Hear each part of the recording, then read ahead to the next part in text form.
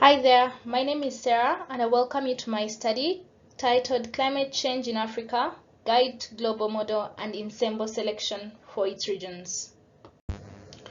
To give you a bit of background, global models, or in this case general circulation models, are tools that basically simulate past climate and project future climate.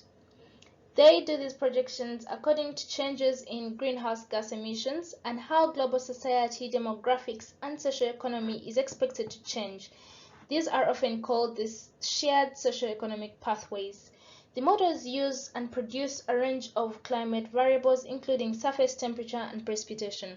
For instance, this is from the IPCC report 2021 showing surface temperature changing according to atmospheric carbon dioxide in the different SSPs. Much as the global products provide insights, there is a need to downscale these to regional products so as to inform applicable climate adaptation and management initiatives. Additionally, we cannot use all the available GCMs because of computational time and financial limitations. Therefore, researchers must select appropriate models for their purpose. This brings us to the aim of this study, which is to assess global models for their application to Africa and its regions.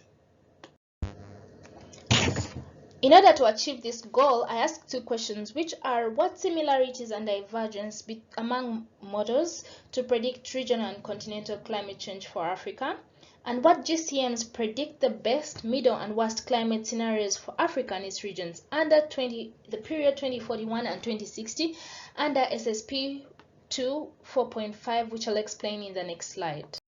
I classified Africa according to the regions used by IPCC, and I used packages and tools in R, QGIS, and Excel. I selected 23 models from the coupled intercomparison climate project 6 and used predictions from SSP 2, which is the middle of the road, which is characterized by medium challenges to mitigation and adaptation with global warming up to 4.5. I selected the future climate period 2041 to 2060. I calculated bioclimatic variables and anomalies as predicted by the models. I used mean annual temperature and mean annual precipitation to cluster the models and used principal component analysis to further understand how models and regions associated.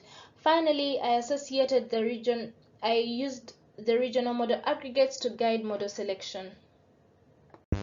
The ensemble of 23 models was grouped into 5 clusters as shown here: 1, 2, 3, 4, 5.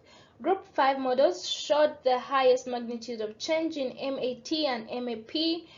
Group 3 models showed the least magnitude of MAT, but generally Group 1 models showed the least magnitude of change in both MAT and MAP. The scales here go from 0.5 to 4 and minus 60 and 40, and for MAP it's in percentages and degrees Celsius for temperature. Generally, all the groups showed similar spatial patterns of MAT change and MAP changes. The Sahara, Mediterranean, Arabian Peninsula, and West Southern Africa will have the highest magnitude of MAT, and regions of Central and West Africa will have increased precipitation.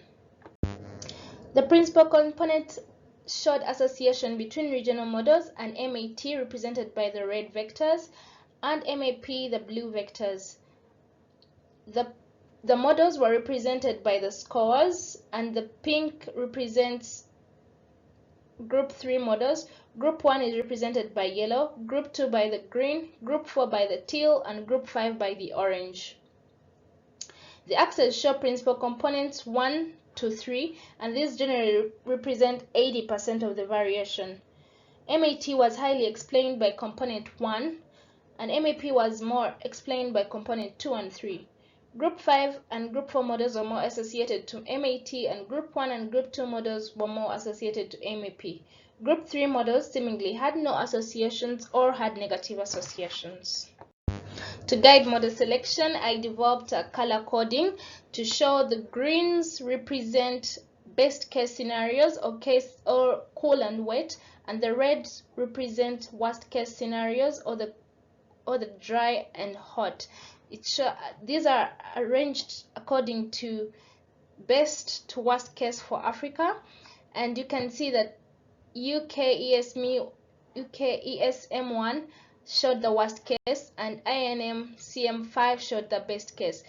Using that, you can be able to select which models predicted the worst case and best case in each region. Findings from this study in regards to spatial patterns and magnitudes of climate change are similar to previous studies, and the CAN-ESM models are also consistently reported by other studies to be high climate sensitivity models. Models from the same institutions were in the same classes as expected because they incorporate the same set of processes. Previous studies reported model bias, especially with precipitation. However, they had high confidence in temperature projections. Multimodal ensembles are reported to be much better than single GCMs, and model performance studies are still required for these GCMs. In conclusion, this study confirms the spatial pattern of climate change anomalies for temperature and precipitation for Africa.